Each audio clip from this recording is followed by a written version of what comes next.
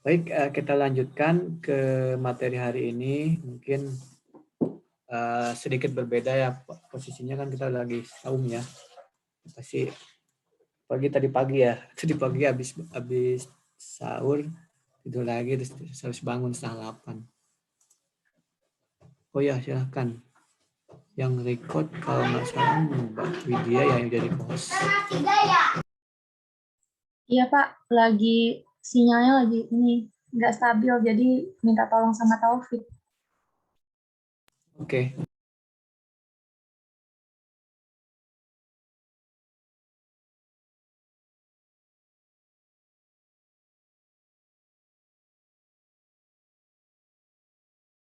Ternyata kalau record nggak perlu jadi co-host ya, bisa ya, Fik ya? Bisa Pak. Oh, oke, sip. Aman kalau gitu. Memang settingnya bisa presentasi, bisa rekam. Baik, teman-teman, kita pertemuan keempat ini mungkin langsung ke pemaparan presentasi dulu ya dari teman-teman kelompok 3 nih. Kayaknya udah semangat banget nih kelompok 3 nih. Sudah mau present nih. Silakan mungkin kelompok 3, silakan. Siapa yang moderatornya? Izin untuk share screen Pak. Oke, Dimas ya. Oke, Dimas yang share screen, moderatornya Dimas juga ya? Bukan Pak. Moderatornya saya, Elvina Zeki. Oh, JK, oke, silakan. Oke, JK. JK silakan. Wah, oke, interaktif ya. Ya Pak. Baik, silakan JK. Waktu dan tempat saya persilahkan ya. Terima kasih Pak. Oke, selamat pagi teman-teman semua. Selamat pagi Pak Ervin. Pagi ini kami dari kelompok 3 mau mempresentasikan hasil diskusi kami. Sebelumnya saya akan memperkenalkan anggota kelompok kami. Yang pertama ada Devina Rosa, absen 13. Lalu ada Dimas Raffi, absen 14. Lalu ada saya sendiri, Elvina Zeki, absen 15. Ada teman kami Muhammad Said, absen 19. Lalu ada Nabila Adriani, absen 20. Dan Nurul Faiza, absen 24. Nah, yang pertama ini kami akan menjelaskan tentang program audit. Kebetulan saya sendiri akan menjelaskan tentang program audit. Nah, yang pertama, asersinya ada existence or occurrence. Tujuan audit dari asersi ini adalah untuk menguji transaksi yang dicatat. Jadi, apakah benar-benar terjadi dan akun yang bersangkutan ini apakah emang seharusnya ada di jurnal. Nah, prosedur auditnya itu yang pertama, kita bisa menyiapkan schedule umur piutang usaha di akhir tahun. Lalu melakukan vouching terhadap transaksi ke buku besar pembantu perusahaan, lalu mengirimkan konfirmasi piutang dengan sampel yang representatif, yaitu konfirmasi positif dan negatif. Lalu yang keempat, menyiapkan alternatif apabila konfirmasi tidak mendapat jawaban. Dan yang kelima, menyiapkan aging schedule dalam menentukan umur piutang dan menghitung estimasi piutang yang tidak tertagih. Lalu yang kedua, asersi yang kedua itu ada completeness. Nah, completeness ini tujuan auditnya yaitu untuk menguji apakah transaksi yang sudah terjadi ini udah dicatat semua atau belum. Nah, prosedur auditnya yang pertama, kita bisa melakukan tracing bukti transaksi hingga ke jurnal transaksi. Lalu yang kedua, kita bisa melakukan uji batas penjualan atau yang biasanya disebut cut off dengan memeriksa faktur penjualan sebelum dan sesudah tanggal neraca dalam memastikan transaksi tercatat sesuai tanggalnya. Lalu asersi yang ketiga ada rights and obligation. Nah, tujuan dari asersi ini adalah untuk memastikan aset yang dilaporkan pada neraca milik perusahaan serta kewajiban yang terjadi itu sesuai pada tanggal tertentu. Nah, prosedur auditnya itu yang pertama bisa memeriksa akun yang baru aja dihapus. Lalu yang kedua memeriksa hak atas piutang yang dimiliki oleh klien. Dan yang ketiga bisa mereview kembali terkait adanya piutang yang dijual kepada. Lalu asersi yang keempat ada valuation or allocation. Nah, ini tujuan auditnya adalah untuk memastikan penilaian atau alokasi akun-akun aset, kewajiban, pendapatan, dan beban yang sudah dicatat dalam laporan keuangan pada jumlah yang tepat. Nah, prosedur auditnya, itu yang pertama kita bisa memperoleh age trial balance piutang usaha dan menelusuri saldonya ke buku besar umum. Lalu yang kedua, kita bisa melakukan footing dan cross-footing age trial balance Dan yang ketiga, kita bisa melakukan aging pada tiap akun. Yang keempat, kita bisa melakukan analisis beban piutang tak tertagih, dana untuk penyisihan tahun berjalan. Lalu yang kelima, kita bisa memeriksa kolektibilitas akun piutang. Dan next, Dimas.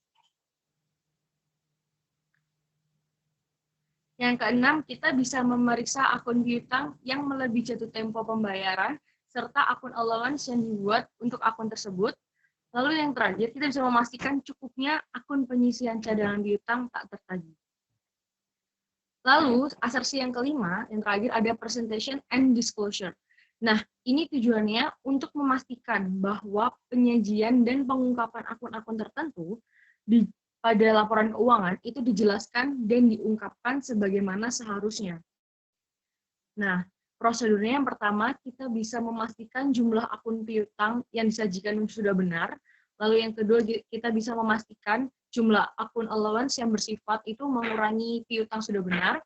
Lalu yang ketiga, kita bisa memeriksa berbagai perjanjian yang berkaitan dengan penjaminan piutang, serta memeriksa penyajian informasi yang memadai mengenai hal tersebut pada laporan keuangan. Lalu yang keempat, kita bisa memeriksa setiap saldo kredit pada piutang untuk mempertimbangkan pengklasifikasian kembali atau yang biasa disebut reclassification. Dan yang kelima, kita bisa memeriksa apakah akun sudah dijanjikan sebagai jaminan untuk hutang atau belum. Nah, selanjutnya akan dilanjutkan oleh teman saya, Said. Ya, baik. Terima kasih, Zeke. Saya akan melanjutkan penjelasan tentang kertas kerja konfirmasi piutang.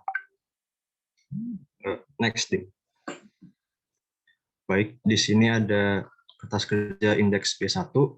Kertas kerja ini berfungsi untuk menguji piutang yang dimiliki oleh Apple Blossom Colon Company. Bisa kita lihat ya, di sini ada beberapa kolom. Kolom pertama yaitu ada customer, jadi itu adalah deretan customer yang memiliki piutang kepada Apple Blossom. Jadi piutang-piutang yang dimiliki Apple Blossom ini berasal dari 16 customer ini. Di kolom berikutnya ada jumlah piutangnya beserta rentang umurnya. Bisa kita lihat dari yang paling lancar yaitu 1 sampai 30 hari hingga yang paling tidak lancar yaitu melebihi 90 hari. Di kolom berikutnya ada confirmation mail. Di situ untuk menjelaskan jenis surat konfirmasi apa yang dikirimkan kepada customer. Seperti yang kita ketahui ya di bukunya, mungkin boleh diperlihatkan di PDF-nya halaman 60.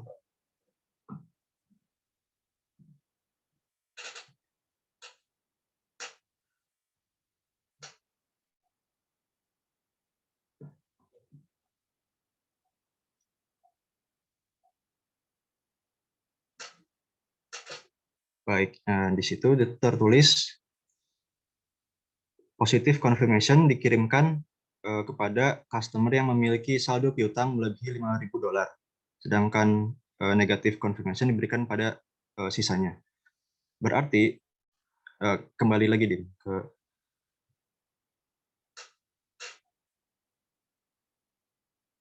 nah berarti tulisan positif dan negatif itu merupakan jenis surat konfirmasi yang dikirimkan kepada customer.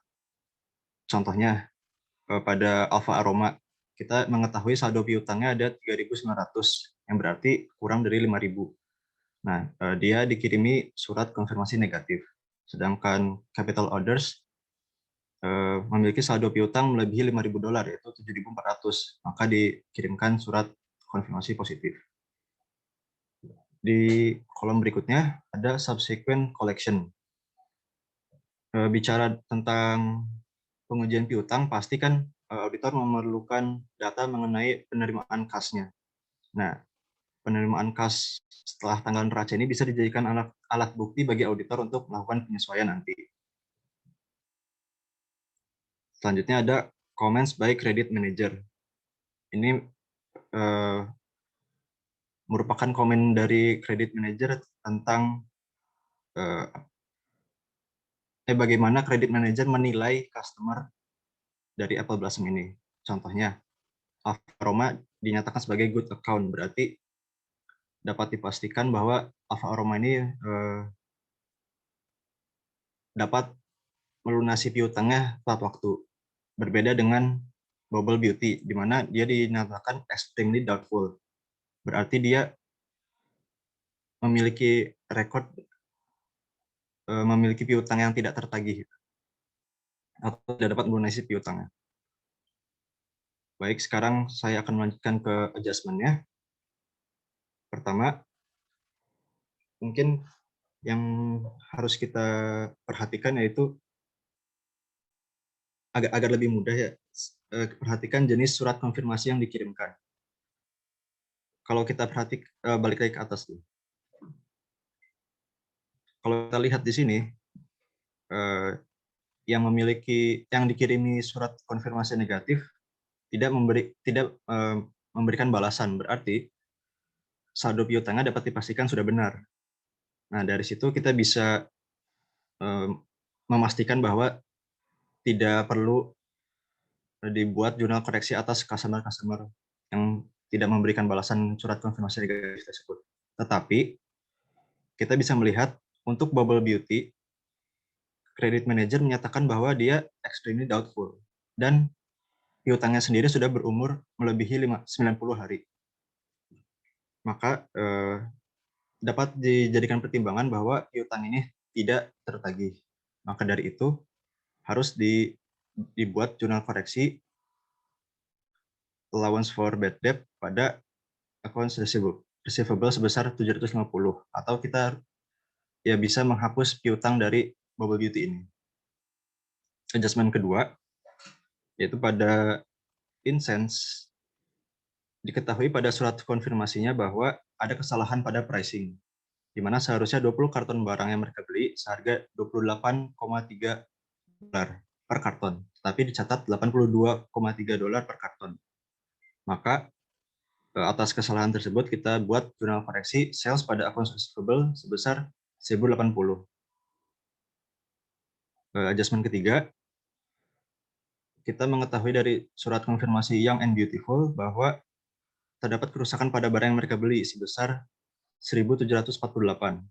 Maka dari itu kita buat jurnal koreksi sales return and allowance pada accounts receivable sebesar 1.748. Sekian dari saya.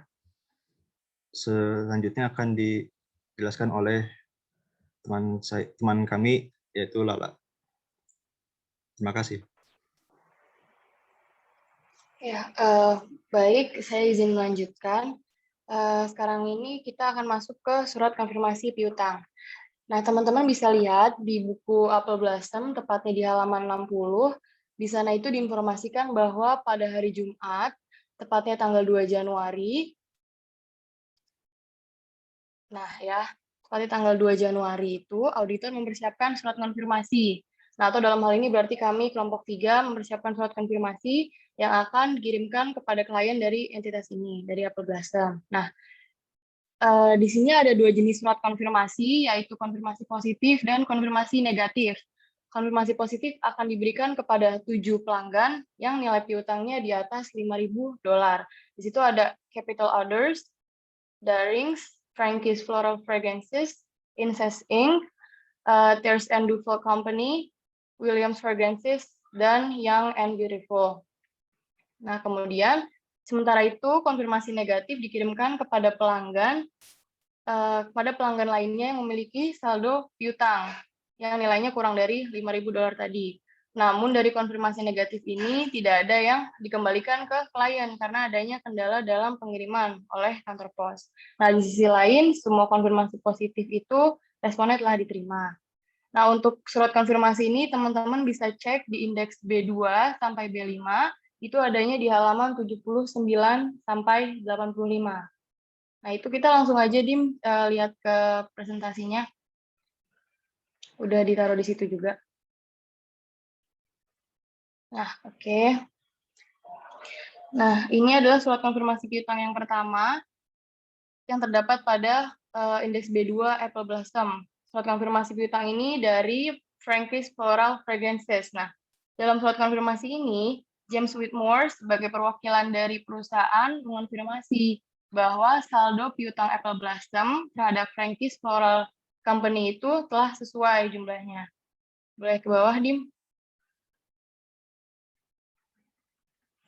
Oke, telah sesuai jumlahnya, yaitu senilai $17.200 pada tanggal 31 Desember 2003. Ini telah sesuai dengan yang dicatat oleh pihak Frankie's Floral Fragrances. Nah, dalam catatan subsequent payments tadi, yang ada di halaman 10 yang dijelasin sama Said, atau yang di halaman 61 di buku Apple Blossom, itu tidak terdapat catatan bahwa Frankie's Floral Fragrances membayar utang setelah tanggal neraca. Nah, oleh karena itu, dari hasil diskusi bersama dengan Brenda Robertson, selaku manajer kredit, menghasilkan kesimpulan bahwa Frankie's Floral Fragrances ini merupakan perusahaan yang bagus atau good account dalam pembayaran utangnya kepada perusahaan Apple Blossom. Nah, kesimpulannya adalah nilai piutang atas nama Frankie's Floral Fragrances senilai $17.200 telah sesuai dengan catatan dari Apple Blossom pada tanggal 31 Desember 2003. Didukung dengan adanya surat konfirmasi positif yang terbit pada tanggal 19 Januari 2004. Nah, ini termasuk dalam ininya existence. Kemudian surat konfirmasi piutang kedua itu terdapat pada indeks B3 Apple Blossom, merupakan surat konfirmasi piutang dari perusahaan Williams Fragrances. Nah, surat yang dikirimkan atas nama William Brown ini mengonfirmasi bahwa saldo piutang Apple Blossom yang tercatat pada 31 Desember 2003 senilai $19.400 telah sesuai dengan saldo yang dicatat oleh pihak Williams Fragrances, karena tidak ada pengecualian atau di situ tulisnya exceptions-nya none. Kemudian hasil diskusi bersama dengan Brenda, boleh ke bawah, Dim? Brenda Robertson menghasilkan kesimpulan bahwa Williams Fragrances ini merupakan perusahaan yang bagus dalam pembayaran utangnya atau good account tadi kepada perusahaan Apple Blossom. Kemudian dalam catatan subsequent payments tidak terdapat catatan bahwa Williams Fragrances membayar utang setelah tanggal neraca. Kesimpulannya, nilai piutang atas nama Williams Fragrances senilai $19.400 telah sesuai dengan catatan saldo dalam laporan keuangan perusahaan Apple Blossom pada 31 Desember 2003. Fakta tersebut didukung dengan adanya surat konfirmasi positif dari pihak Williams Fragrances, itu yang tadi di atas. Nah, kemudian surat konfirmasi piutang yang ketiga ini terdapat pada indeks B3 juga di buku Apple Blossom, merupakan surat konfirmasi dari Tears and Duval Company. Perusahaan ini adalah perusahaan yang bagus dalam membayar utangnya atau good account, terutama kepada perusahaan Apple Blossom.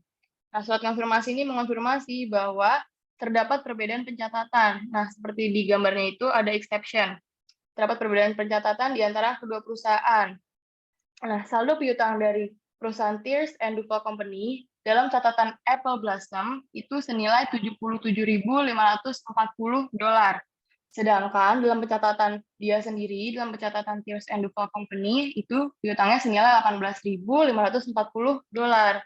Nah, kemudian kan di situ berarti ada selisih senilai $59.000. Nah, ternyata setelah dicek di data yang ada di Apple Blossom ini, selisih senilai $59.000 tadi diakui telah dibayar oleh pihak Tears and Duval Company dalam surat konfirmasi. Nah, teman-teman bisa cek di halaman 61, terdapat daftar subsequent amount yang dibayar oleh para perusahaan yang memiliki utang kepada Apple Blossom. Nah, dalam daftar tersebut, salah satunya itu ada Tears and Duval Company yang telah melunasi sebagian utangnya senilai $59.000 pada 2 Januari 2004. Nah, kesimpulan dari surat konfirmasi Tears and Duval Company ini adalah, yang pertama, nilai piutang atas Tears and Duval Company dalam catatan Apple Blossom yang senilai $77.540 pada tanggal 31 Desember 2003 ini didukung surat konfirmasi positif dari perusahaan Tears and Duval Company dan catatan terkait subsequent payment terhadap Tears and Duval Company.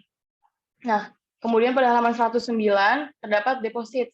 Teman-teman bisa cek di situ ada daftar deposit dari Big City National Bank senilai $59.000 pada tanggal 2 Januari 2004. Nah, hal ini diduga merupakan pembayaran dari Tears and Duval Company terhadap utangnya pada tanggal 2 Januari 2004. Sekian presentasi dari saya. Untuk surat konfirmasi berikutnya akan dipresentasikan oleh Dimas. Terima kasih. Oke, baik. Melanjutkan dari Nabila. Selanjutnya adalah surat konfirmasi piutang yang keempat. Jadi di sini di surat konfirmasi yang keempat terdapat Apple Blossom, surat konfirmasi dari Darings. Surat konfirmasi ini dapat kita lihat terdapat perbedaan pencatatan antara kedua perusahaan, yaitu perusahaannya Apple Blossom sendiri dengan perusahaan Darings. Saldo piutang yang dicatat oleh pihak Apple Blossom itu sebesar 31.700. Sementara pihak Daring sendiri itu mencatat utangnya hanya sebesar 5.700. Di sini ada selisih senilai 26.000 yang diakui sudah dibayar oleh Darings. Pembayaran 26.000 ini dapat kita lihat pada halaman 61. Di situ terdapat daftar subsequent amount yang sudah dibayar oleh Daring yang sebesar 26.000 itu. Jadi kesimpulannya di sini terdapat selisih sebesar 26.000 antara nilai piutang yang dicatat oleh Darings dan yang dicatat oleh Apple Blossom. Kemudian surat konfirmasi piutang yang kelima, di sini kita dapat kita lihat jumlah saldo piutang yang dicatat oleh oleh Apple Blossom itu sebesar 18.748. Sementara di sini saldo utang yang dicatat oleh Young and Beautiful itu hanya sebesar 17.000. Di sini ada selisih sebesar 1.748, di mana selisih ini merupakan barang yang rusak, barang yang diantar tetapi rusak. Akan tetapi nilai barang yang rusak ini belum dikeluarkan oleh pihak Apple Blossom. Jadi di sini dapat disimpulkan adanya selisih antara piutang yang dicatat oleh Apple Blossom dengan piutang yang dicatat oleh Young and Beautiful, dan adanya selisih piutang senilai 1.748 yang menjadi kredit pembayaran didukung dengan surat konfirmasi positif dari perusahaan Young and Beautiful. Kemudian surat konfirmasi piutang yang keenam, di sini dapat kita lihat terdapat saldo piutang yang dicatat oleh Apple Blossom sebesar 7.400. Di sini Capital Orders menyatakan bahwa tidak ada selisih antara saldo piutang yang dicatat oleh perusahaannya sendiri, yaitu Capital Orders, dengan Apple Blossom. Di sini dapat disimpulkan bahwa nilai piutang yang dicatat oleh Capital Orders dengan nilai piutang yang dicatat oleh Apple Blossom itu nilainya sama sebesar 7.400. Selanjutnya untuk surat konfirmasi piutang ke-7 akan dilanjutkan oleh Nurul. Terima kasih. Baik, saya akan menjelaskan mengenai surat konfirmasi piutang ke-7 yang datang dari Insense Incorporation. Jadi surat konfirmasi ke-7 ini terdapat pada B5 Apple Blossom. Dalam surat konfirmasi ini, Insense memberikan pernyataan berbeda atas saldo piutang per 31 Desember 2003. Apple Blossom itu mencatat piutang dari Insense sebesar 9.060. Tetapi menurut catatan Insense, saldo piutang tersebut jumlahnya tidak sesuai. Menurut Insense sendiri terdapat salah catat atas pembelian dengan nomor invoice 1503 tertanggal 23 Desember 2003, di mana harga inventory yang seharusnya $28,30 per karton, tetapi oleh Apple Blossom itu dicatat sebesar 82,3 per karton. Oleh karena itu, Insense Incorporation itu meminta pengurangan sebesar 1.080. Auditor untuk tindak lanjutnya itu melakukan pengecekan atas invoice 1503. Seperti diketahui di buku PDF halaman 60 bahwa benar memang harga per kartonnya itu sebesar 28,3. Ke bawah Din. Dengan demikian maka terdapat pengurangan yaitu sebesar 1.080 didapat dari 20 dikali 8,82,3 1.646 dan nilai sebenarnya itu 20 dikali 28,3 566 sehingga ada kompensasi pengurangan sebesar 1.080. Jadi kesimpulannya piutang tersebut seharusnya itu $7.980 pada tanggal 31 Januari 2003 didukung dengan adanya invoice 1503 pada tanggal 23 Desember 2003 di mana ada kesalahan pricing yang dilakukan oleh Apple Blossom Company. Lanjut. Selanjutnya ada schedule audit, yaitu let's schedule, lanjut ke bawah, yaitu E. Jadi ke atas, yaitu ke atas ini. Ya, jadi schedule E ini membahas mengenai piutang usaha. Seperti yang telah dilakukan penyesuaian oleh auditor. Penyesuaian itu dilakukan berdasarkan konfirmasi yang telah dikirimkan oleh para pelanggan dan auditor setelah melakukan pengecekan atas konfirmasi piutang yang tidak sesuai dengan pencatatan perusahaan. Jadi terdapat penurunan jumlah piutang Apple Blossom Company dari yang sebelumnya berjumlah 212.705 menjadi 209.127. Penyebab penurunan piutang itu telah dirinci dalam schedule S1, yaitu yang pertama dari Brenda Robertson, yaitu ada paying habit dari Bubble Beauty Supplies itu berstatus extremely doubtful. Jadi bisa dilihat dari aging schedule-nya bahwa piutang dari Bubble Beauty itu lebih dari 90 hari. Jadi ada dilakukan penyesuaian, yaitu penghapusan piutang sebesar 750. Lalu yang kedua yaitu pengajuan kompensasi kerusakan barang dalam perjalanan bulan Oktober milik Young and Beautiful itu sebesar 1.748 yang seharusnya disetujui namun tidak diproses oleh Apple Blossom sebesar 1.748.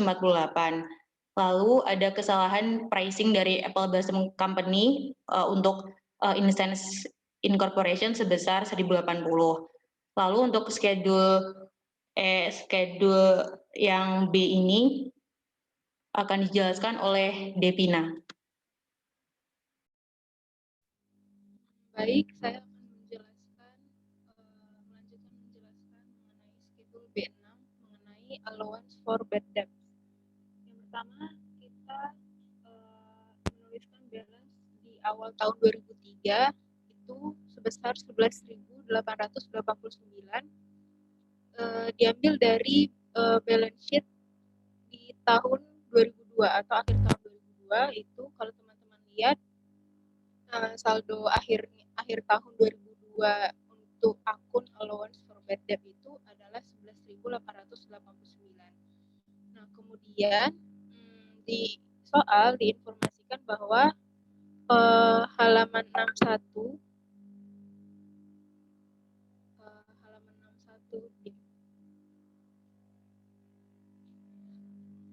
kalau teman-teman baca di bukunya itu Brenda Robertson selaku direkturnya bersama dengan Parker Shelton, controller, dan juga Ellen Jacobs, sales manager, itu menyetujui untuk menghapuskan piutang atau melakukan penghapusan piutang atau written off sebesar 14.760. Jadi kemudian kita hapus 14.760 sehingga balance-nya menjadi 2.871 di debit. Kemudian ada provision di tahun 2003 itu kita lihat dari saldo income statement bagian provision for bad debt tahun 2003 ada sebesar 22.790 sehingga balance per klien atau auditee di akhir tahun 2003 itu ada sebesar 19.919 di kredit. Nah, kemudian kita lakukan adjustment atau penyesuaian sesuai dengan yang schedule B1 yang telah kita lakukan sebelumnya, di mana ada penghapusan piutang dari Bubble Beauty Supplies karena usia piutang sudah lebih dari 90 hari sehingga kita hapus sebesar 750. Kemudian kita dapatlah adjusted balance-nya sebesar 19.169. Nah, kemudian kita lakukan provision for bad debt reasonableness test. Yang di bawahnya kita lakukan uji provision for bad debt reasonable untuk piutang dengan umur 1 sampai 30 hari itu saldonya didapat 187, 107 itu didapat dari schedule B1 yang sebelumnya. Coba di scroll ke atas di schedule B1.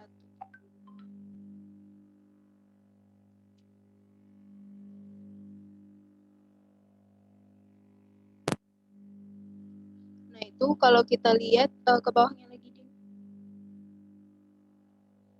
Nah, itu per audit, saldo per audit untuk umur 1 sampai 30 hari itu 187.107, kemudian umur 30 sampai 60 hari itu 2570, 60 sampai 90 hari itu 1450, kemudian lebih dari 90 hari itu tidak ada atau sudah dihapus. Balik Dim ke schedule B6. Nah, sehingga setelah kita masukkan saldo piutang tak tertagih berdasarkan umur tadi, kita kalikan ke uncollectible percentage-nya atau presentasi berapa sih yang tidak tertagih selanjutnya. Nah, presentasi ini besarnya itu ada di halaman 294. Kalau teman-teman baca di situ tahun lalu ada uncollectible percentage yang besarnya sama juga dengan persentase yang kita pakai di tahun 2003 ini. Jadi setelah kita masukkan presentasinya, kemudian kita kalikan besar jumlahnya dikali dengan persentase tidak tertagihnya, sehingga didapatlah sebesar 2.807 untuk 1 sampai 30 hari, 2.057 untuk 30 sampai 60 hari, 725 untuk 60 sampai 90 hari. Sehingga didapatlah balance-nya sebesar 5.589. Ke bawah di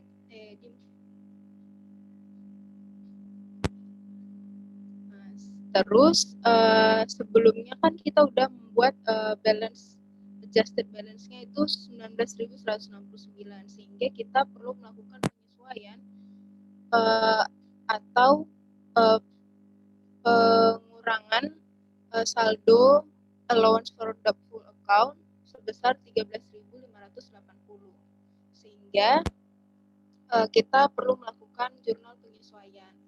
Ke bawah,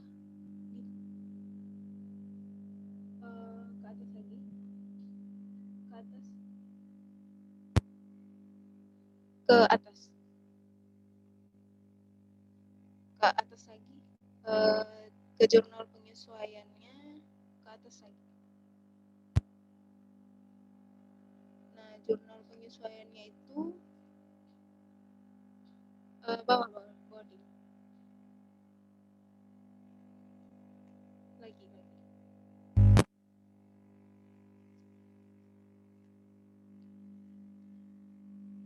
Langsung ke schedule B6 aja. Oke. Jadi kita perlu melakukan jurnal penyesuaian allowance for doubtful account pada revision for bad debt sebesar 13.580.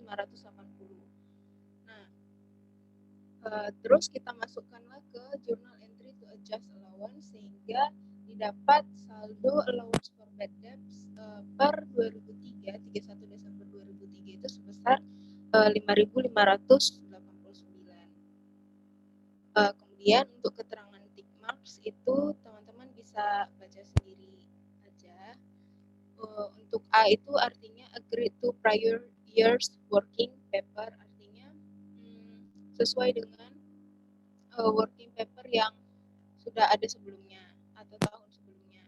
Kemudian keterangan Y itu all write off approved by credit manager. Seperti yang di soal tadi, kalau saldo write off atau penghapusan piutang di tahun 2003 itu sudah disetujui oleh baik controller maupun sales manager-nya. Kemudian untuk yang F itu artinya provision appears reasonable and in line with prior years. Jadi provisionnya itu atau jumlah yang ditangguhkan itu sesuai dengan yang berjalan di tahun itu. Kemudian N allowance requires adjustment itu adalah adjustment yang di-require atau diperlukan untuk menyesuaikan saldo allowance for bad debts di tahun itu. Kemudian sekian presentasi dari saya. Selanjutnya saya kembalikan ke moderator.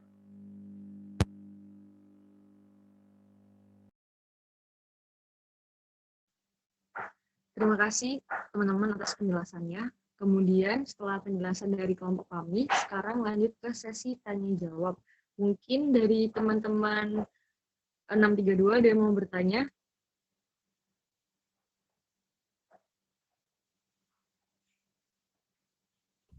Izin bertanya. Ya, silakan. Perkenalkan, nama saya Aulianisa Atiaganeswari dari kelompok 2. Izin bertanya terkait konfirmasi piutang. Nah, di Apple Blossom ini kan terdapat 2 jenis konfirmasi piutang ya. Ada konfirmasi positif dan negatif.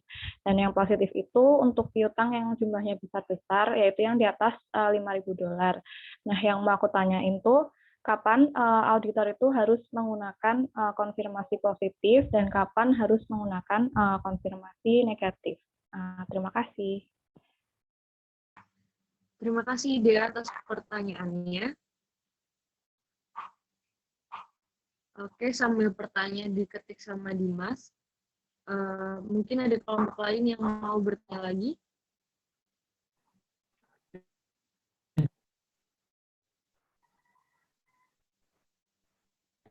Izin bertanya. Ya, bisa disebutkan dari kelompok mana dan namanya. Ya, jadi saya Anissa Khairi dari kelompok 5 izin bertanya mengenai konfirmasi piutang. Ya, jadi kan auditor itu tidak layak menyimpulkan bukti konfirmasi piutang yang tidak kembali sebagai bukti audit yang signifikan. Nah, misalnya itu kayak tidak ada respon terhadap konfirmasi positif. Tapi itu kan jelas nggak bisa dijadikan sebagai bukti audit. Nah, pertanyaannya untuk mengatasi hal tersebut, prosedur apa yang harus dilakukan oleh auditor? Terima kasih.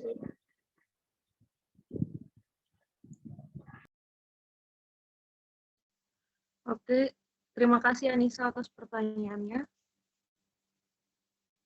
Lalu selanjutnya pada termin 1 ini kami batasi 3 dulu ya. Nanti kalau udah selesai baru nanti kami lanjutkan. Satu lagi pertanyaan termin 1. Izin bertanya untuk kelompok 3. Ya, silakan. Perkenalkan, nama aku Paul dari kelompok 1. Izin bertanya terkait dengan konfirmasi piutang. Untuk piutang yang lebih dari 90 hari, sama seperti piutang yang dihapus tadi yang $750, itu apakah masih harus diterbitkan surat konfirmasi atau dapat langsung dihapuskan berdasarkan kebijakan perusahaan yang memberikan piutang itu, berikan piutang. Gitu. Oke, terima kasih Paul atas pertanyaannya. Oke teman-teman, kami kelompok 3 mau diskusi dulu jawabannya. Nanti setelah kami mendapatkan jawabannya, akan kami langsung jawab ya. Mohon ditunggu, terima kasih. Mungkin Dimas yang kelompok 2 tuh Aulianisa kalau nggak salah. Iya, Pak. Dede.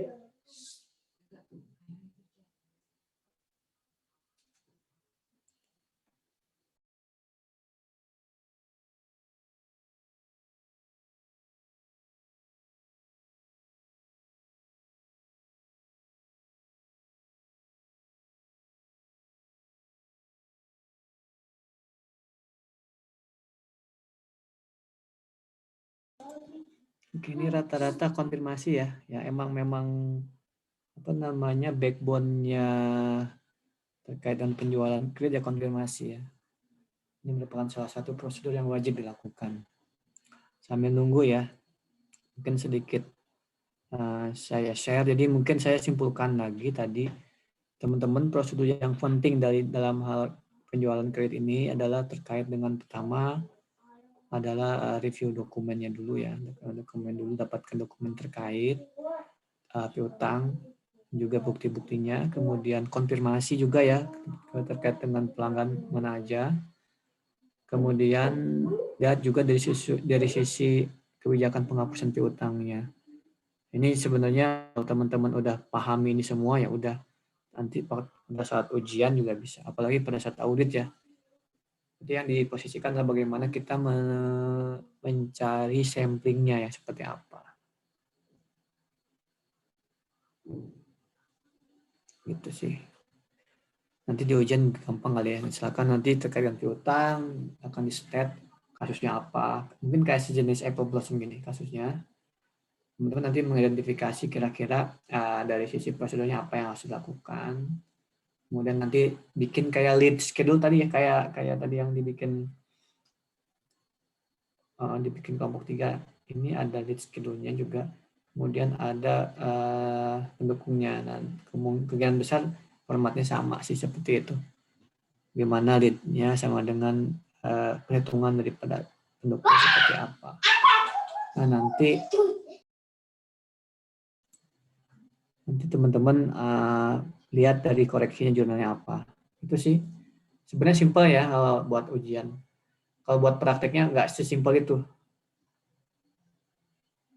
Silakan mungkin kelompok 3 apa sudah siap teman-teman? Nanti saya bantu aja.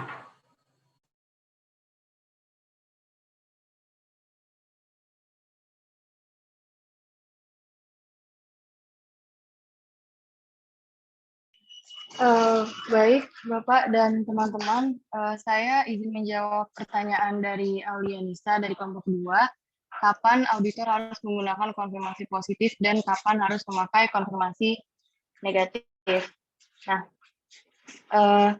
konfirmasi itu kan kalau di sini tuh dibagi dua, yaitu konfirmasi positif dan konfirmasi negatif. Konfirmasi positif itu biasa dilakukan untuk jumlah sampel kecil dengan saldo yang besar. Bentuk konfirmasi positif biasanya menyebutkan informasi yang dibutuhkan oleh auditor dan responden menjawab setuju atau tidak. Tapi kadang-kadang pada konfirmasi positif, auditor mengosongkan informasi yang hendak ditanyakan dan pihak respondenlah yang mengisikan informasi tersebut. Konfirmasi positif dapat dijadikan sebagai bukti audit jika responden membalas konfirmasi yang diberikan. Nah, maka dari itu, karena konfirmasi positif ini memiliki kriteria dilakukan untuk jumlah sampel kecil dengan saldo yang besar, makanya Apple Blossom mengirimkan jenis konfirmasi ini ke pelanggannya yang memiliki nilai piutang di atas $5.000 dengan jumlah 7 klien dari beberapa klien yang dimilikinya.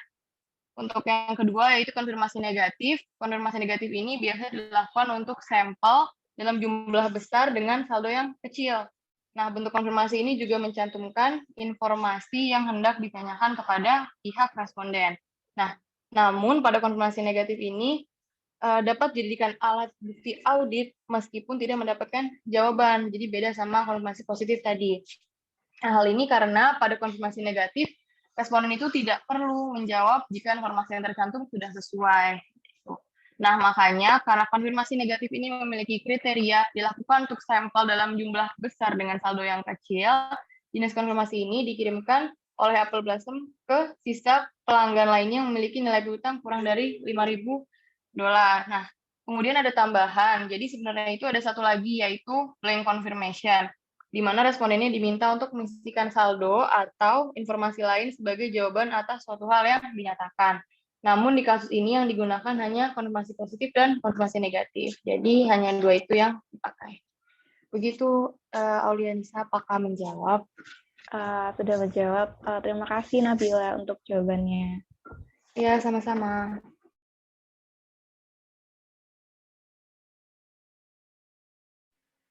Baik, saya akan menjawab pertanyaan dari Anissa, yaitu solusi untuk surat konfirmasi piutang positif yang tidak mendapatkan respon. Jadi umumnya itu konfirmasi kedua dan bahkan ketiga. Bahkan kalau setelah dilakukan usaha tersebut itu belum mendapatkan jawaban dari pelanggan, maka diperlukan tindak lanjut berupa prosedur alternatif. Tujuan dari prosedur alternatif sendiri itu untuk menentukan apakah akun yang tidak terkonfirmasi itu memang benar ada dan disajikan secara memadai pada tanggal konfirmasi. Untuk konfirmasi positif yang tidak dijawab, auditor itu dapat memeriksa beberapa dokumentasi. Yang pertama, yaitu penerimaan kas setelah tanggal konfirmasi. Jadi bukti penerimaan kas setelah tanggal konfirmasi itu termasuk memeriksa surat pemberitahuan pengiriman uang atau remittance advice, jurnal dalam pencatatan penerimaan kas, atau bahkan mungkin jurnal kredit dalam master file piutang. Pada satu sisi itu, pemeriksaan bukti penerimaan kas setelah tanggal konfirmasi merupakan prosedur alternatif yang sangat berguna karena menjadi logis untuk mengasumsikan bahwa konsumen itu melakukan pembayaran karena terdapat piutang atas nama konsumen tersebut. Pada sisi lainnya, pembayaran tidak menjamin bahwa piutang tersebut memang ada pada tanggal konfirmasi. Lalu yang kedua, auditor bisa memeriksa adanya duplikasi invoice penjualan. Jadi pemeriksaan duplikasi invoice itu berguna untuk memverifikasi bahwa piutang itu untuk satu invoice penjualan. Kan ada kalanya itu suatu penjualan itu diterbitkan invoice 2 kali sehingga piutang itu tercatat 2 kali. Lalu yang terakhir yaitu mengecek dokumen pengiriman, yaitu pemeriksaan dokumen pengiriman menjadi penting dalam menentukan apakah penjualan atau pengiriman itu benar-benar aktual dan juga untuk pengujian cut off atau pisah batas. Ya, bagaimana Nisa? Apakah menjawab? Iya, udah menjawab. Terima kasih. Baik, sekarang saya akan menjawab pertanyaan dari Paul kelompok 1. Piutang yang lebih dari 90 hari apakah harus diterbitkan surat konfirmasi dulu atau langsung dihapuskan? Kalau menurut diskusi kami, itu boleh langsung dihapuskan karena kemungkinan besar pertimbangan dari kredit manajer pun piutang tersebut sudah tidak tertagih, kecuali jika saldo piutangnya melebihi, kalau dalam kasus ini melebihi $5.000. Maka dari itu harus diterbitkan surat konfirmasi terlebih dahulu sebelum benar-benar dihapuskan. Karena lebih dari $5.000 itu kan berarti saldo yang cukup besar untuk dihapus ya. Jadi harus menunggu konfirmasi dulu dari customer baru dihapuskan. Apakah sudah terjawab, Paul? Udah terjawab, Said. Berarti tergantung kebijakan perusahaan ya, nggak perlu ditanya lagi gitu ya? Iya. Kalau kurang dari $1.000 atau saldonya cenderung kecil, itu bisa langsung dihapuskan. Baik, terima kasih kelompok 3.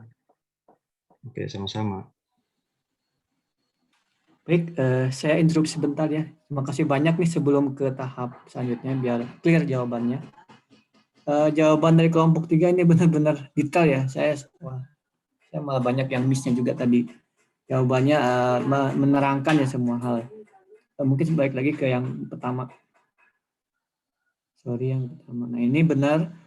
Tadi Lala juga udah langsung say bahwa memang tadi ada kriterianya dan itu udah benar ya kriterianya. Ada 2 konfirmasi negatif dan positif, kriterianya udah harus terpenuhi.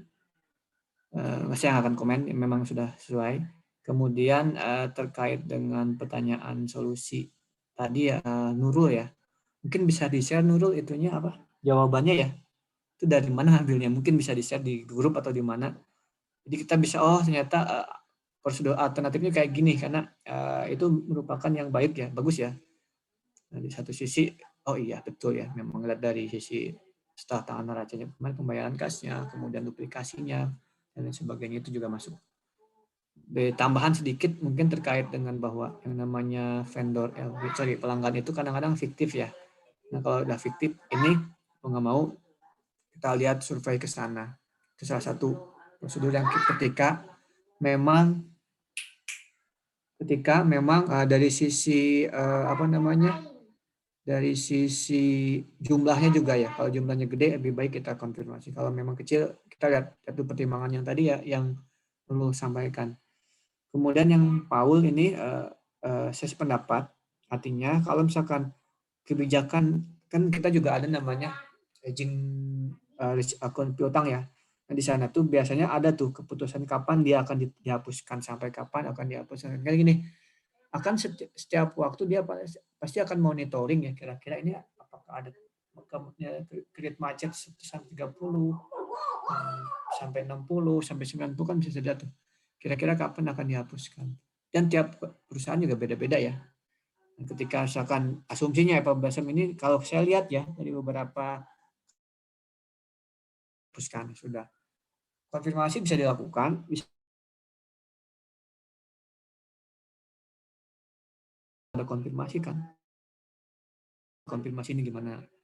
Kapan dibayarnya? Pasti ada tuh apa namanya? Daftar istilahnya kalau kalian punya tagihan pasti tagihannya bayar dong. Tiap bulan pasti dikasih tuh tagihannya. Seperti itu. Tapi biasanya ada tuh reasonnya. Nah kalau misalkan memang nggak bisa tagih ya udah mau dibuat dihapuskan. Kita lihat apakah kedepannya si pelanggan ini bisa membeli barang dari kita atau enggak, itu bisa jadi keputusan lagi. Oke cukup ya. Terima kasih. Silakan mungkin ada pertanyaan lainnya. Silakan yang ingin bertanya dari kelompok lainnya.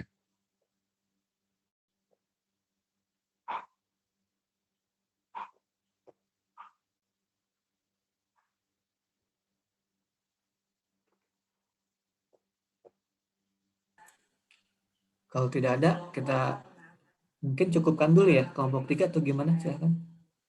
Izin, Mbak. Oh ya, oke satu lagi ya, nah, biasa. Saya ini bisa terakhir nih. Oke. Di tabel yang AFDA itu ada estimasi allowance-nya kayak persennya itu perhitungannya di mana, terus sama setiap tahunnya tuh persentasenya itu sama gitu. Ya, gitu sih pertanyaannya. Right. Masuk nggak?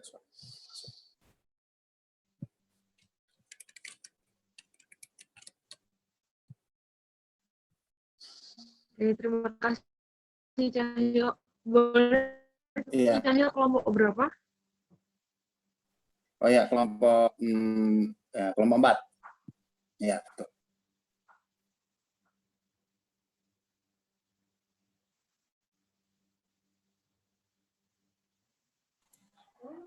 Atau mau tanggung ya, satu kelompok lagi yang belum. Terima kasih Cahyo.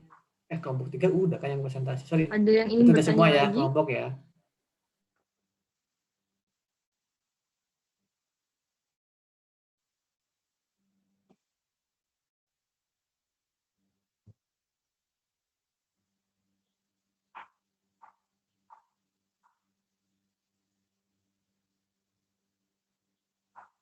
Oke, sebentar ya Cahyo, kami akan diskusikan dulu untuk jawaban dari pertanyaannya. Terima kasih.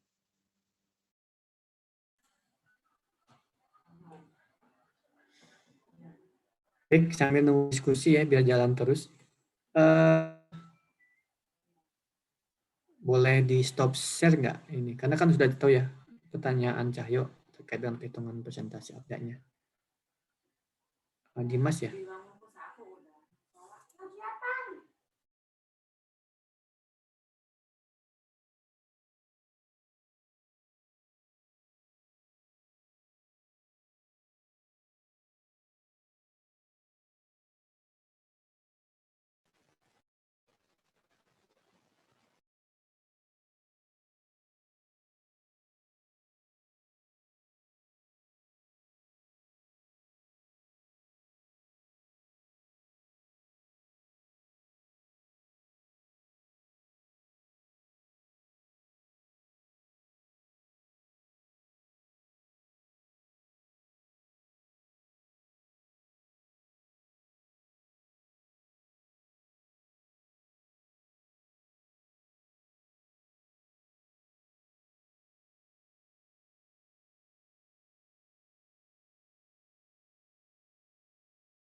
Mungkin ini yang ngejelaskan ya. Jadi materi hari ini sudah sampaikan juga di LMS.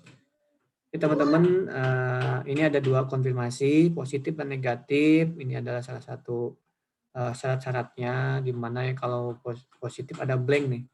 Jadi yang disampaikan Lalo tadi, blank confirmation itu bagian dari konfirmasi positif.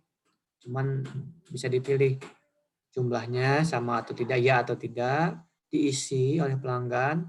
Sama yang ketiga adalah terkait dengan jumlah invoice yang berapa.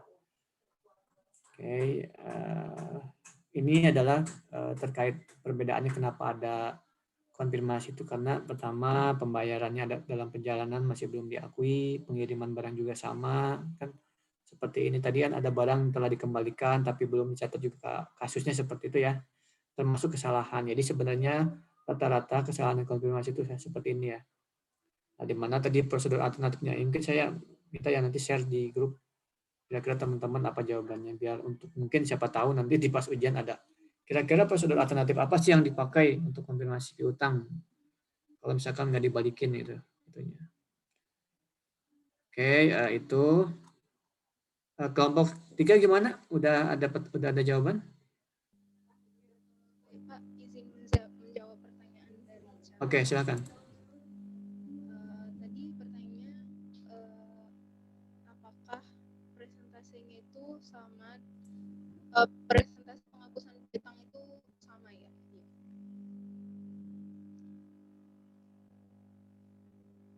Iya, itu apakah sama nggak tahun ke tahun? Jadi dari sebenarnya presentasi kerugian atau penghapusan piutang itu dihitung dari perbandingan piutang yang dihapus dengan jumlah penjualan tahun lalu. Nah, tapi di sini kami memakai sumber perhitungan atau informasi yang ada di buku, di mana di halaman 294 di buku itu expected uncollectible percentage-nya itu udah ditentukan sebelumnya, yaitu yang di buku itulah. Jadi yang kami pakai itu yang telah ditentukan dari tahun sebelumnya.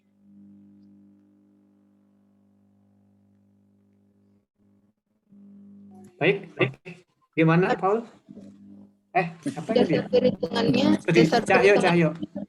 Ada. Iya. Udah. Silakan dilanjut.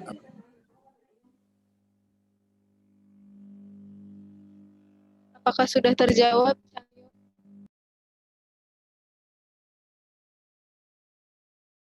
Udah. Siap. Thank you. Oke, thank you ya. Itu jawabannya pas, artinya biasanya yang namanya auditor akan melihat tahun lalu seperti apa kondisinya dan bagaimana treatmentnya. Biasa gitu sih. Tapi tidak menutup kemungkinan kita akan berubah juga ya. Misalkan mungkin tadi, tapi biasanya kalau update itu persentasenya juga biasanya ditentukan sih. Teman-teman yang namanya presentasi pasti ada kebijakan perusahaan dari awal tuh, ini berarti sama. Coba kalau kalian punya perusahaan kemudian presentasi update-nya berbeda-beda, itu pasti nggak konsisten ini pemakaiannya. Nah itu juga akan dipertanyakan juga oleh auditor. Kayaknya udah cukup ya, Devina Rosa tadi. Kak Devina Rosa. Baik, kira-kira gimana? Ada lagi pertanyaan lanjutan atau kita cukupkan? Karena masih ada materi, mungkin sedikit paparan ya. Dan juga tugas untuk minggu depan. Bukan minggu depan, tugas untuk nanti jam 12 ya. Teman-teman jangan lupa jam 12 itu ada 1 jam lagi buat diskusi. Gimana? Ada lagi? Satu lagi mungkin ya. Terakhir lah kita kasih tambahan.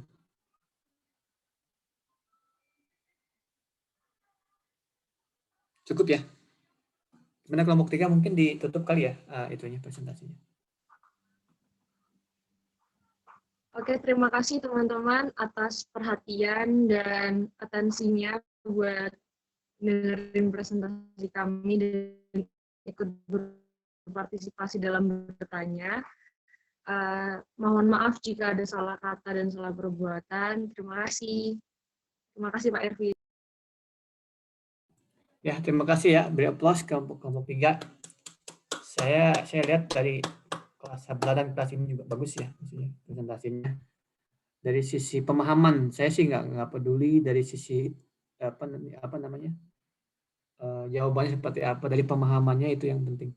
Teman-teman sudah tahu prosesnya kayak gimana. Mudah-mudahan pas ujian bisa ya. Baik, mungkin sedikit saya share screen terkait dengan materi hari ini. Sebenarnya tadi udah saya lihat ya, beberapa juga sudah ada di sini. Jadi mungkin sedikit refreshment terkait dengan alur siklus. Kemarin, untuk hari ini kita membahas terkait dengan siklus penjualan kredit dan juga penerimaan kasnya. Kemudian sebenarnya kalau sisi siklus laporan keuangan itu ada ke-6 ini ya. Teman-teman akan melihat kas. Nanti apalagi kas ini mencakup seluruh. Dari sisi capital acquisition ini terkait dengan investasi, terkait dengan penarikan dana ada uang baru kita beli inventory, beli bahan baku, kemudian kita juga dari sisi penggajian, administrasi semuanya ada siklusnya juga dari siklus ini, kemudian akan menghasilkan persediaan dan warehousing-nya. Kira untuk dijual. Penjualan, baru kita melakukan penjualan. Sales ini dapat duit, baru masuk lagi ke cash. Cash balik lagi cash seperti itu ya. Nah, kemudian untuk siklus penjualan sendiri, ada terutama di penjualan kredit ini memang fokusnya account receivable. Kemudian juga ada terkait dengan allowance for expense, termasuk dengan beban utang piutang tagihnya ya. Ini penting, termasuk mungkin ada diskon yang diberikan juga nih. Tadi ada, kalau tadi sih masalah retur ya, retur ada. Tapi kalau diskon belum tadi ya. Ada umumnya sih ada, kalau diskon di awal. Kemudian belum ada di soal. Oke. Transaksinya ini 1-5 teman-teman yang fokus untuk ujiannya, maksudnya bukan. Untuk pengujian siklus penjualan memang banyak dari penerimaan kasnya, retur tadi, penghapusan, dan estimasi piutang tak tertagih tadi ya. Berapa estimasinya? Dan teman-teman sudah melakukan semua nih. Ya benar, penghapusan retur. Memang diskon belum ya, tapi memang diskonnya masuk di sini. Nah, sebenarnya kalau teman-teman bisa terus dari awal, memang kalau penjualan ini tidak lepas dari piutang. Kalau kredit ya. Kalau kas tinggal kas aja bayar. Nah, fungsi-fungsi inilah yang menjadi SPI-nya. Bagaimana kontrolnya untuk pemrosesan order pelanggannya dari awal kan. Kemudian ada persetujuan kredit otorisasinya seperti apa. Kemudian melakukan pengiriman barang sampai dengan penagih untuk mencatat penjualannya. Dimana kalau pengiriman barang ini dari sisi tadi ya, apakah barang telah nyampe si pelanggan atau tidak, ataupun masih di perjalanan. Nah, nanti teman-teman data yang diperoleh ini order dari pelanggan, sampling ini. Untuk terkait dengan asersi completeness ini, kelengkapan ini memang akan semuanya dapat nih. Untuk satu transaksi misalkan kita pengen tahu dong order pelanggan sampai dengan laporan keuangan seperti apa. Ini dari sisi penerimaan kasnya juga. Remiten tadi ya, pembayaran untuk utang, adanya untuk pembayaran, istilahnya tagihan lah. Seperti itu. Teman-teman juga harus fokusnya di sini juga. Ini retur tadi lebih ke memo kredit, biasanya bentuknya memo kredit ya. Di penjualan yang dikembalikan. Kemudian ini beban tadi, beban piutang. Beban ini bisa jadi beban ketika memang sudah ada beban pada tahun itu ya. Kemudian ada penghapusan piutang tak tertagih juga. Tadi yang lebih dari 90 hari ya. Kebijakannya memang beda-beda. Tujuannya ini mungkin sudah lengkap, teman-teman juga sudah tahu ya. Jadi memang ini adalah teorinya. Teorinya seperti ini. Tapi pada substansinya adalah fokusnya di prosedur auditnya nanti. Kalau teorinya kan memang kita cek SPI-nya dulu, resiko. Jadi memang tingkat lihat materialitas, resiko audit itu memang tidak langsung ke akunnya di awal aja. Nah, pada saat menentukan luas pengujiannya sampai dengan prosedur auditnya, nanti teman-teman ke akun masing-masing ya kayak tadi. Jadi kemarin kita ngomong materialitas, kita semua akun dicek materialitasnya. Kemudian kita petakan mana-mana akun yang memiliki risiko. Nah, ketika risikonya tinggi, baru bikin prosedur audit. Situ. Kalau nggak ada risiko ya kita lewati, nggak kita lakukan prosedur auditnya. Nggak perlu diuji lagi. Kayak gitu. Nah, ini identifikasi kesalahan penjualan. Pada umumnya bisa jadi salah saji atau kekeliruan ataupun kecurangan. Teman mungkin tahu tadi ya, ada yang kita pisah batasnya yang nggak benar, kemudian ada yang pengakuan pendapatannya duluan gitu kan, ada misalkan kalau ini biasanya untuk yang berkontinu ya, untuk contraction in progress sih biasanya kayak gitu. Nah, teman-teman sih nggak ada tadi ya rekayasa, mungkin nggak konsinyasi juga enggak. Oke, ini penerimaan kas pada umumnya fokusnya adalah ke pengujian untuk lappingnya. Ada pembayaran kas dari piutang yang baru dibayarkan. Itu bisa kelihatan sih dari jumlahnya kok sama gitu kan. Pasti ini ngambil dari piutang yang telah dibayarkan untuk piutang barunya kayak gitu. Pengujian piutang tak tertagih fokusnya ke terjadiannya, otorisasi, karena kalau piutang tak tertagih itu pasti ada tadi ya manajernya itu akan lihat apakah benar-benar akan dihapuskan atau tidak. Otorisasi ini penting. Sebenarnya gampang kalau ngelihat beban piutang tak tertagih yang dihapuskan. Otorisasi ada nggak? Siapa yang otorisasi tadi? Apakah di atas 90 hari atau tidak? Kalau enggak, cek tadi ya ke duplikasi penghapusan piutang arsip kliennya, apakah memang ada atau tidak. Jangan-jangan memang di piutangnya sudah nggak ada sebenarnya, bahkan nggak tercatat bahkan sudah dihapus duluan. Nah, ini adalah prosedur analisis. Teman-teman yang bikin tadi ya, estimasi juga bisa dari sini. Persentase terkait dengan tren penjualan per bulannya berapa, tren beban piutangnya berapa tadi. Jadi teman-teman bisa melihat, memprediksi kira-kira nanti estimasinya berapa untuk tahun depannya. Nah, itu menjadi koreksi juga nantinya. Pokoknya gini, prinsipnya tidak semua harus sesuai tidak semua harus sesuai yang sudah ada, tapi teman-teman bisa melihat kondisi di lapangan perlu seperti apa. Jadi, mohon maaf ya, ini anak-anak pada main, susah diatur. Lanjut lagi ya. Nah, tadi konfirmasi sudah, pada umumnya sudah disebutkan juga ya. Kenapa perlu konfirmasi? Jadi konfirmasi itu nggak perlu juga menjadi teknik ketika memang keberadaannya sudah diketahui, cut off-nya juga sudah ada, kayak gitu ya. Yang lain sih terserah ya. Yang penting yang namanya review dokumen itu paling apa ya? Kalau saya lihat ya, prosedur audit yang akan selalu dipakai adalah review dokumen. Jadi pasti itu dokumennya benar nggak, keabsahannya benar nggak. Lalu konfirmasi sudah dibahas, dan mungkin kalau dari materi sekilas sebenarnya cuma refreshing dari yang kemarin dari AKSK cukup ya. Kalau dari materi mungkin silakan kalau ada pertanyaan lanjutan silakan.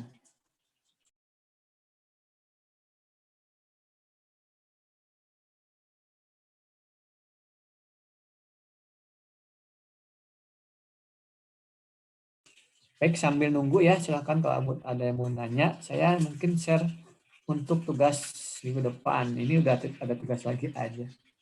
Tapi memang kalau praktik yang mau nggak mau harus ada tugas seperti itu ya. Tugasnya sebenarnya sudah ada di RPS.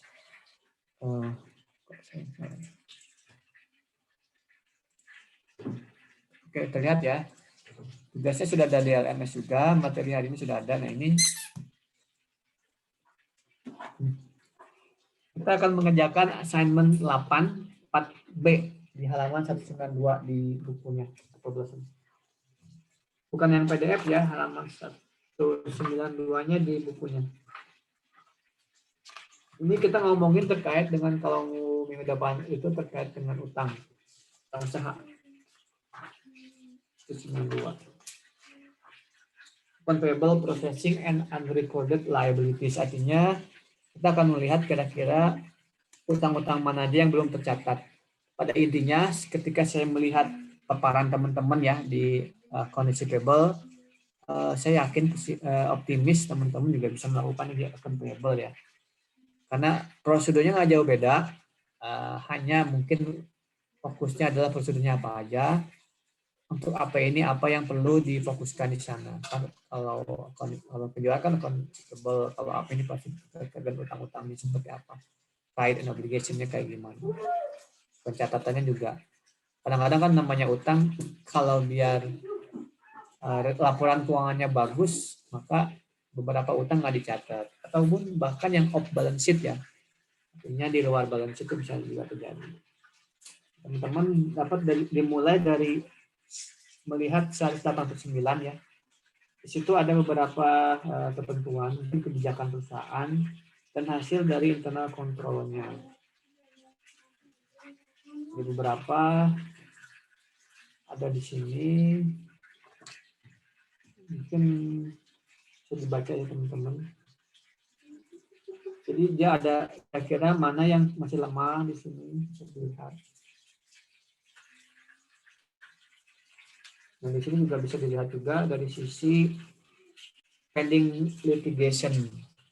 Kalau ada beberapa kan yang namanya utang untuk litigation kan nggak bisa langsung dicek ya berapa itu kan. Lihat dulu hasil keputusan pengadilannya seperti apa, dan itu harus dilihat juga ya mana kira-kira yang belum tercatat. Partnya memang sama ya, kita akan melihat instruksinya sama. Nantinya teman-teman akan melihat kira-kira akun payable dan unrecorded liabilities-nya kayak gimana, menggunakan asensi-asensi yang tadi ya, ada dari sisi eksistensi, completeness, right and obligation, valuation and allocation, dan juga presentation and disclosure. Dan teman-teman mungkin juga sudah bisa mengkopas, mungkin bisa melihat gambaran dari yang account receivable ya, ada beda. Nah, teman-teman bisa melihat seperti itu. Kemudian yang keduanya review priori. Artinya gini, yang namanya kertas kerja yang dipakai itu biasanya berdasarkan bukan ya, dengan pertimbangan kertas kerja setahun sebelumnya. Sama seperti tadi ya, teman-teman melihat kertas kerja tahun sebelumnya terkait dengan presentasi APDA seperti itu. Oh, ternyata memang ada kebijakannya. Karena kan kita nggak tahu ya, kalau kita nggak ngaudit, kalau kita nggak tanya, itu kan kita nggak tahu berapa persentis APDA-nya yang seharusnya tiap tahun yang dimiliki oleh perusahaan tersebut. Kan kalau di tahun lalu kelihatan ya ini tahun lalu seperti ini. Di sini ada komentar dong dari manajemen kenapa seperti itu nilainya. Oke, bisa dilihat. Ini ada 197 sampai dengan 204 ya.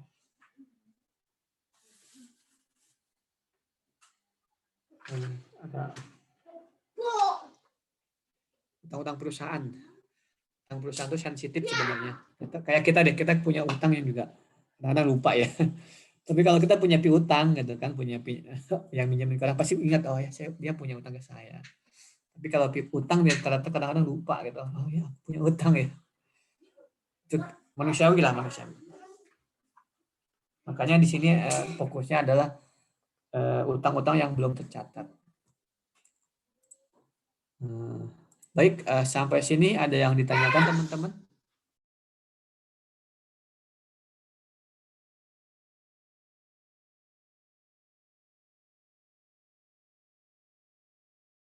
Ini terus terang ini saya juga luar ekspektasi ya, teman-teman bisa bikin seperti itu ya pemahamannya. Jadi intinya kalau teman-teman nanti kerja di KAP ya tinggal aplikasiin aja yang barusan, lihat dari sisi materi, cek materialitas, kemudian risiko auditnya, kemudian perhitungan misalkan untuk siklus penjualan, teman-teman ngecek seperti yang tadi ya. Cuman masalahnya adalah masalah data, itu yang agak susah ya, namanya audit itu masalah data. Datanya benar enggak, kemudian andal atau tidak dari sisi dokumentasinya. Ini kan misalnya given ya, kita nggak tahu ini benar enggaknya. Tapi kalau di sana itu kadang-kadang terkait cap aja udah sangat penting ya, dicap basah atau nggak dicap, atau cuman fotokopian juga penting tuh. Atau ini berarti ini auditornya nggak ngerti masalah dokumentasi, legal dokumennya gitu, kayak gitu. Oke, baik, ada lagi yang ditanyakan teman-teman? Silakan. Sebelum kita masuk nanti ke WAG ya, ke diskusi untuk tugas hari ini.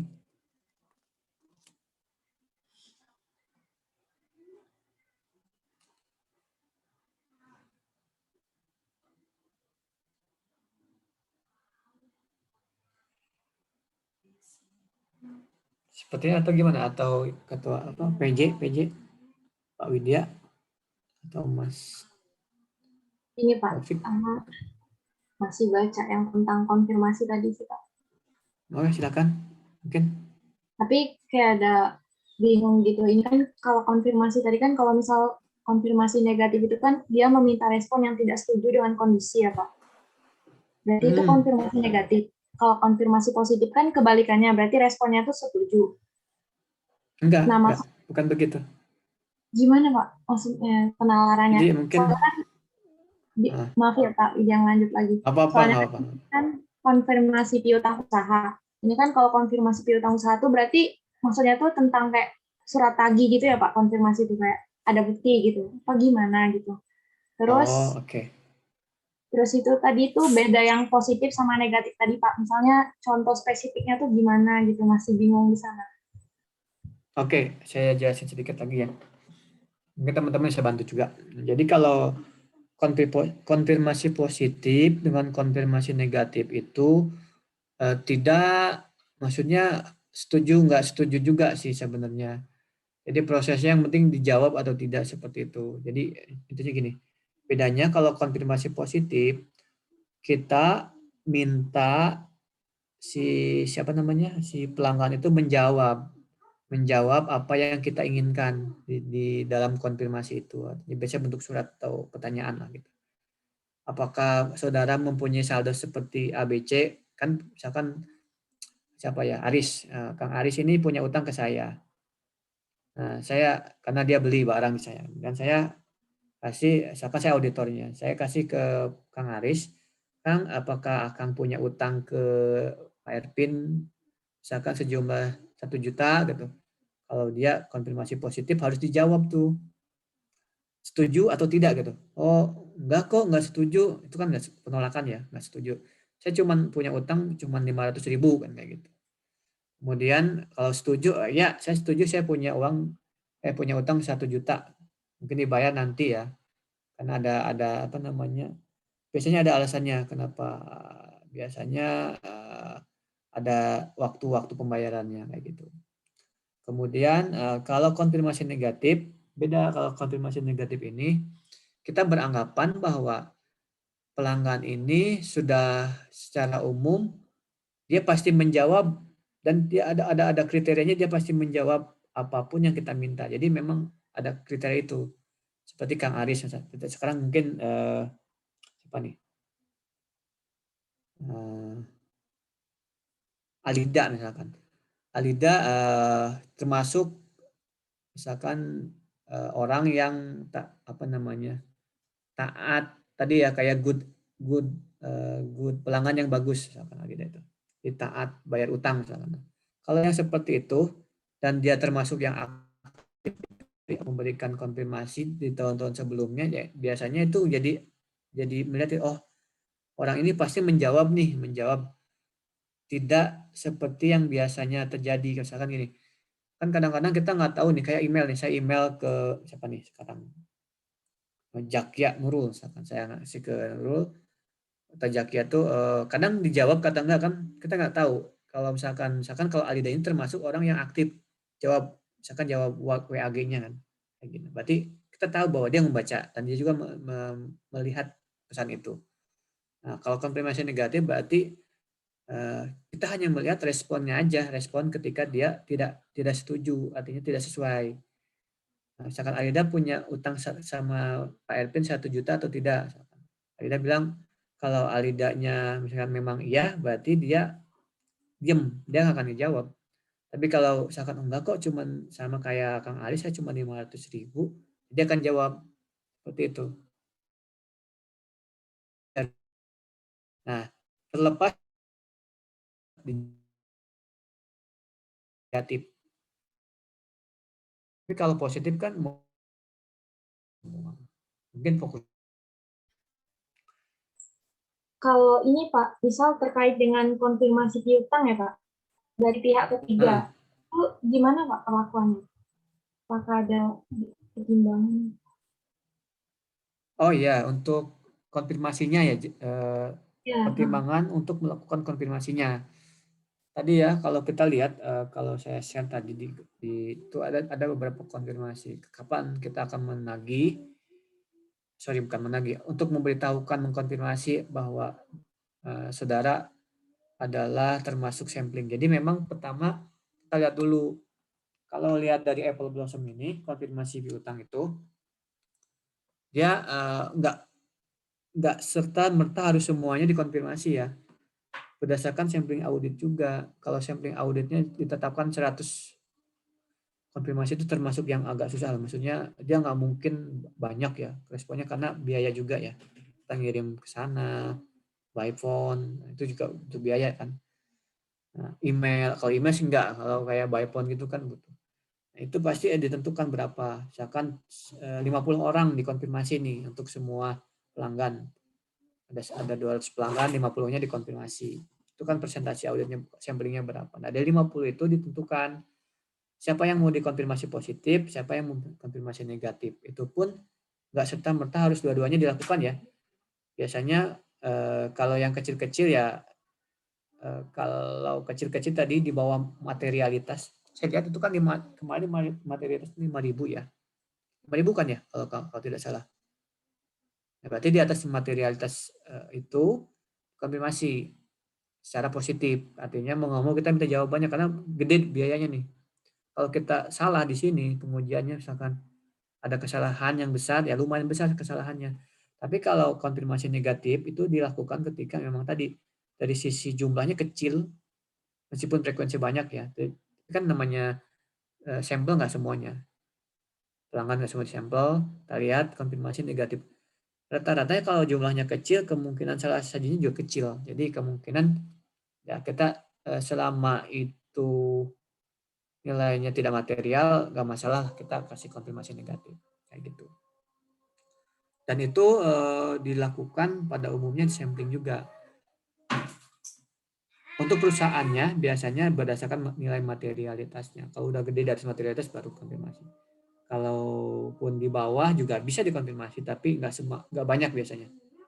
Ini. Karena maksudnya gini, teman-teman kayak ini aja nggak nge-review dokumen penjualan, kan penjualan juga ada tuh dari 1.000 transaksi penjualan, apakah semuanya akan di review nggak kan? Pasti dipilih juga penjualan yang nilainya tinggi, nggak mungkin semuanya kan. Jadi judgement auditornya jalan situ. Penjualan di bawah 1 juta nggak lah, tapi rata-rata yang diperiksa itu di atas misalkan 15 juta. Nah, kenapa? Karena gede nilainya. Kalau ada kesalahan itu material, tapi kalau cuma di bawah 1 juta kan ada kesalahan 1-2 paling akhirnya mungkin nggak sampai segitu. Kesalahannya nggak banyak misalkan. Seperti itu sih Widya. Oh, baik. Makasih ya Pak. Oke. Berarti ada batas materialitas. Ya, kalau di Apple kan gitu ya. Kenapa 5.000? Karena di atas tuh materialitasnya 5.000. Tapi itu tidak menutup kemungkinan namanya auditor bebas dia. Artinya kalau dari sisi menurut dia 4.000 juga udah material, udah dikasih juga. Pasti ada alasannya tuh. Oh, risikonya tinggi nih. Risikonya kalau nggak di atas materialitas tinggi, ya udah diperiksa juga gitu. Nah kan kadang-kadang perusahaan suka gitu ya, ada penjualan fiktif. Aduh, kok penjualannya fiktif? Atau akun payable-nya fiktif, akun receivable-nya fiktif juga. Itu baru cukup lama tuh biasanya kalau kayak gitu. Pokoknya kalau udah fraud, pasti ada perluasan pemeriksaan. Yang tadi samplingnya 100, bisa jadi samplingnya jadi 200 gitu. Itu tergantung di lapangan. Nah, mungkin nanti ya teman-teman, saya sih senangnya kalau teman-teman waktu kemarin tuh ngaudit, apa sih namanya tuh? PKL ya, PKL-nya tuh di KAP deh. Keren tuh. Ada yang di KAP nggak? Kayaknya males juga ya. Kalau kalian KTTN-nya audit sih enak. Kalau KTTN-nya keuangan sih nggak masalah aja, kalian aja. Karena memang nggak ada juga ya. Memang waktu PKL dipilihin atau gimana nih, Wid? Atau Taufik nih? Mulai dekat home base Pak. Yang dekat home base. Sudah diplotkan juga Pak. Oh, udah diplotkan ya? Iya Jadi Pak. nggak bisa milih KAP gitu ya? Rata-rata instansi pemerintah Pak, rata-rata. Iya ya, berarti memang teman-teman tuh harus bikin bikin KTTA tentang instansi pemerintah. Tapi ada yang ini ya, ada yang bikin perusahaan juga kan ya, KAP gitu ya. Ada, Pak. Auditingnya lah ada. Ada yang aktif. Ya tergantung lah, kan dekat rumah ada perusahaan yang paling dekat enak dong, daripada harus jauh-jauh kan. Apalagi perusahaannya ada perusahaan paman sendiri, tapi kayaknya kalau perusahaan paman sendiri kalau ada banyak salahnya juga nggak enak ya. Tapi rata-rata gitu sih, saya juga kemarin perusahaannya perusahaan dari keluarganya sendiri, siapanya gitu. Ya ada perbaikan, jadi perbaikannya nggak terlalu ini. Baik, mungkin pas ya waktunya sampai jam 12, mohon maaf. Tadi azannya nggak kepotong, mohon maaf. Baik, kalau tidak ada lagi kita cukupkan sekian. Gimana Mas Taufik? Sudah Pak kalau dari saya. Oke, mungkin teman-teman cukup ya? Beri upload. Baik, beri upload dulu kelompok 3 ya. Baik lagi. Teman-teman ya mudah-mudahan nanti ya kelompok 4 juga sama ya, insya Allah menjelaskannya detail, nanti juga banyak pertanyaan juga. Mudah-mudahan jadi ilmu ya ini. Meskipun saya yakin nih teman-teman, mudah-mudahan saya sih berharapnya teman-teman kalau nggak di Inspektorat Jenderal nantinya, meskipun dimanapun ya, mau di Kementerian Keuangan, mau di luar Kementerian Keuangan, tapi fokusnya ke situ. Karena sayang kalau, ataupun di sisi akuntansinya. Misalnya teman-teman masih ditempatkan di seperti di apa namanya di perumahan gitu kan, perumahan rakyat gitu kan, kan ngerti teknik sipil juga kan mungkin gitu. Kemudian dari sisi banyak hal lah, instansi pemerintah itu banyak sebenarnya. Kalau Pemda sih mungkin masih mending ya, ada audit, internal auditnya juga ada, dari sisi akuntansinya ada. Tapi kalau di luar Pemda, kalau di luar itu kan teknis. Misalkan di mana tuh dinas pertamanan gitu kan, nah kalian teman-teman jadi apa di sana, bingung juga kan, ngurusin taman berarti tata ruang gitu kan, aneh kan juga. Makanya sebisa mungkin misalkan di Kementerian Sosial, Kemensos juga bisa ya di auditingnya, di inspektoratnya. Kalau nggak mau jadi bendahara ya, ini direkam ya, nggak boleh saya ngomong bendahara. Yang jelas kalau jadi bendahara harus hati-hati aja. Baik, mungkin kita cukupkan sekian. Saya mohon maaf apabila ada jawaban yang belum masuk ya, belum masuk logika ataupun yang masih keliru ya. Kita juga namanya belajar mengajar, pasti beda persepsi, pemikiran juga beda. Teman-teman, dan jangan lupa dari sisi nanti ya, sekarang kita lakukan diskusi, silahkan kita akan lanjut diskusinya di WAG. Baik, saya cukupkan demikian. Saya tutup dengan ucapan selamat siang dan assalamualaikum warahmatullahi wabarakatuh. Waalaikumsalam warahmatullahi wabarakatuh. Terima kasih Pak. Sama-sama. Baik, saya end semua ya.